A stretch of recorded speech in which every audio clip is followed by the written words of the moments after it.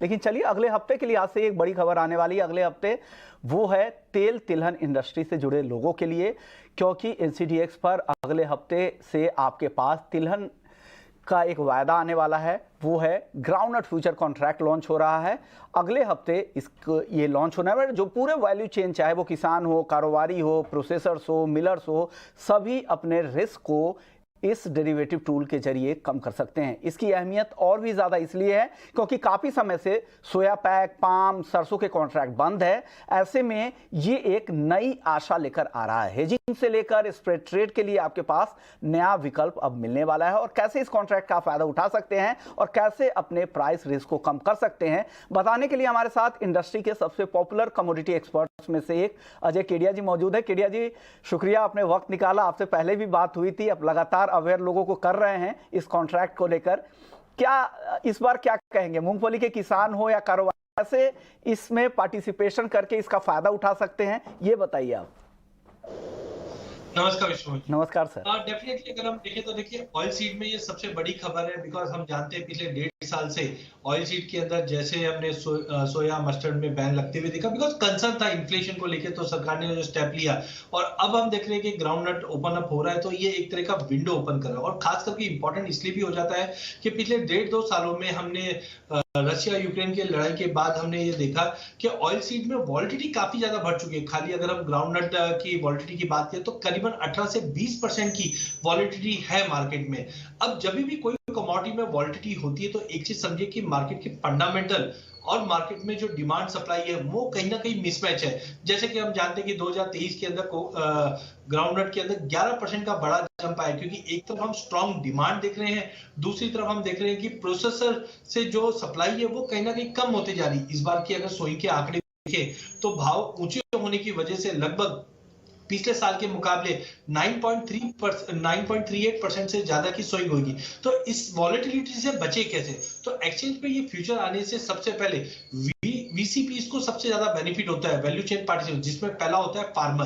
क्योंकि हमने बहुत बार देखा है कि फार्मर की उम्मीद होती है करंट भाव को देखकर कि इतने ऊंचे भाव मुझे मिल जाएंगे क्या, लेकिन होता है इसके विपरीत है। जब मार्केट में प्रोडक्शन एक साथ आता है, हार्वेस्टिंग स्टार्ट होती है, तो भाव में गिरावट आना चालू होता है और कहीं ना कहीं फार्मर को एक कंसर्न हो जाता है। तो एफपीओ के माध्यम से एक्सचेंज के ऊपर हेज करके चला जा सकता है फार्मर के लिए।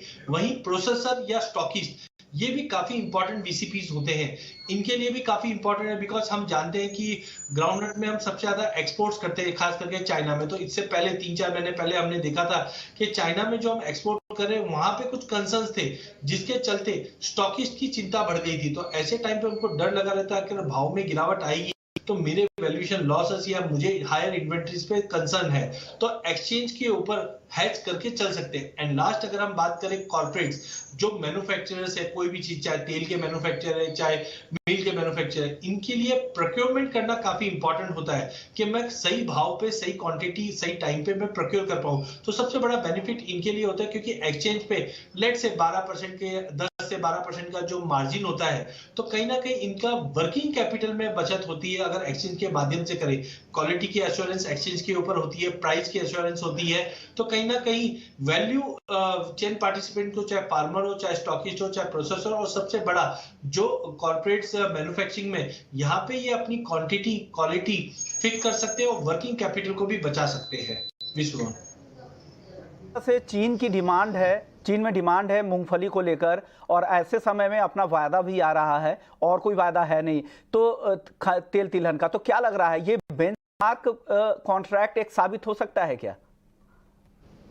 हाँ बिल्कुल, अगर चाइना के इंपोर्ट की अगर बात करें तो लगभग करीबन 1.5 लाख टन के आसपास या 1.4 मिलियन टन के आसपास का खपत है। और जिस ढंग से हम देख रहे हैं कि पहले 3 महीना चाइना काफी सुस्त था, डिमांड नहीं थी, बट जिस ढंग से चाइना धीरे धीरे इंप्रूवमेंट कर रहा है, हमने देखा ये हफ्ते में पीबीओसी ने, मतलब पीपल्स बैंक ऑफ चाइना ने रेट कट भी की है, जिसके चलते सभी मेटल के अंदर, चाहे कॉपर हो, चाहे क्रूड हो, वैसे एग्री कमोडिटी में भी एक जान फूंकती हुई दिखाई दी है। और चाइना एक ट्रेडिशनल बड़ा बायर रहा है, तो ऐसे टाइम पे कॉन्ट्रैक्ट लॉन्च करना एक काफी अच्छा हम बोल सकते हैं दिन है, बिकॉज एक तरफ हम देख रहे हैं कि जो एक्टिविटी चाइना से वो धीरे धीरे ट्रेड में बढ़ रही है। चाइना भी पोस्ट कोविड डिमांड बढ़ रही है। इंडिया में भी इस बार प्रोडक्शन अच्छा होना है।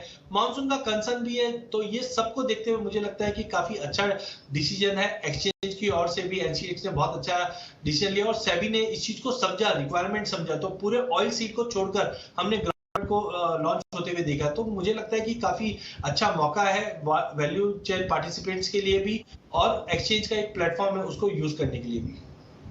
जी, अब अगला मेरा सवाल होगा, दो तरह के लोग होते हैं, एक जिनके पास मूंगफली का स्टॉक उनके पास होगा, एक ऐसे लोग होंगे जो फ्यूचर में भविष्य में खरीदने वाले होंगे। उन दोनों के पास रिस्क होता है। जिनके पास माल है गोडाउन में, उनको लगता है कि भाव आगे क्या होंगे, बढ़ेंगे या कम हो जाएंगे, वो रिस्क है जिनके पास माल है। जिनको खरीदना है, कारोबारी है, उनको खरीदना है, फ्यूचर के डेट में लग रहा है कि अभी तो भाव ठीक है, आगे क्या होगा पता नहीं, बहुत तेज हो जाएंगे तो क्या करेंगे, अपना मार्जिन कम हो जाएगा। इन दोनों लोगों के लिए कैसे वो अपने इस रिस्क को कैसे कम कर सकते हैं इस डेरिवेटिव टूल के जरिए? बिल्कुल अच्छा सवाल है विश्वनाथ जी। पहले आप समझिए कि इंडियन व्यापारी हमेशा ये देखता है कि मुझे प्रॉफिट प्राइस फ्लक्चुएशन से नहीं, ऑपरेशन से बने।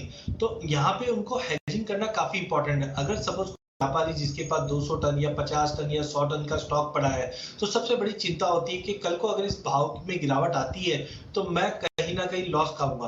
तो एक्सचेंज के डेरिवेटिव पे आने की वजह से जो भी पोजीशन इनके पास फिजिकल है वही एक्सचेंज के ऊपर हेज कर सकते हैं, ताकि अगर भाव में गिरावट आती भी है तो उनको इंपैक्ट नहीं पड़े। देखिए, profit from operation is one of the most important, क्योंकि अगर हम 1 टन का काम करें तब भी हमको एक फिक्स प्रॉफिट मिलने वाला है, 1000 टन का काम करेंगे तब भी एक फिक्स प्रॉफिट मिलेगा। तो काफी कॉर्पोरेट्स कोशिश यही करते हैं कि हमारे सप्लायर से जो माल ले रहे हैं वो भी हमारे फिक्स है। तो जो भी 2-3 महीने की अपनी साइकिल बना रहे हैं प्रोक्योरमेंट के लिए, एक्सचेंज के द्वारा वर्किंग कैपिटल में बचत कर सकते हैं, प्लस अपना प्राइस फिक्स कर सकते हैं।